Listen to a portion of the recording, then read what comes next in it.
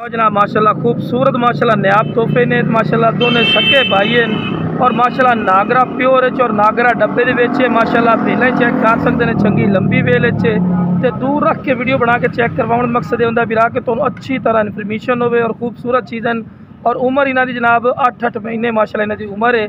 तो इस तो बाद तुहानू चारा ही खवा के विखाई जानवर को तुहानू माशाल्लाह पता लगे कि सेहतमंद और माशाल्लाह एक्टिव हैं।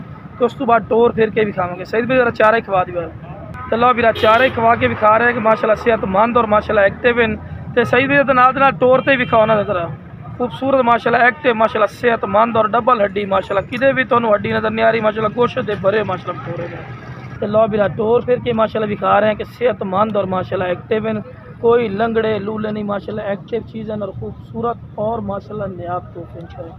तो जिस तरह चाहिए इंशाल्लाह स्क्रीन पर नंबर चलता है इस पर रब्ता करें इंशाल्लाह प्यार मुहब्बत वाला रहने लग जैसे जिस भाई चाहिए। अब भी माशाल्लाह नागरा माशाल्लाह पठोरे ने ब्लैक बीतल माशाल्लाह शेप है खूबसूरत माशाल्लाह चीज़ है पई और यदि भी माशाल्लाह वेल चेक कर सकते हैं। चंगी लंबी वेल है और कन्ना के लापर भी अच्छे खासे और वाइट अख दे और डबल हड्डी माशाल्लाह पठोरा भी किधे भी तुहानू हड्डी नज़र नहीं आ रही माशाल्लाह खूबसूरत चीज़ है पई।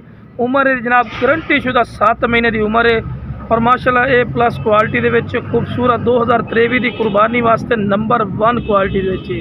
अगर इन्हों अच्छी खुराक दे सो तो खुद नहीं पता कि मोने पटोरे अच्छे हाइट लेंथ ही बनते हैं और चंगा माशाल्लाह कबाड़ा करते हैं 100 kg तक इंशाल्लाह कन्फर्म वजन करने वाली चीज़ है माशाल्लाह।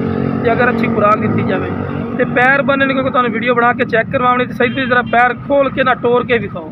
तो लो भी टोर फिर के माशाल्लाह विखा रहे हैं। सेहतमंद और माशाल्लाह एक्टिव है कोई लंगड़ा लूला नहीं माशाल्लाह चारा खावर तो शदादा ही नहीं और माशाल्लाह डबल हड्डी माशाल्लाह क्वालिटी की चीज़ है।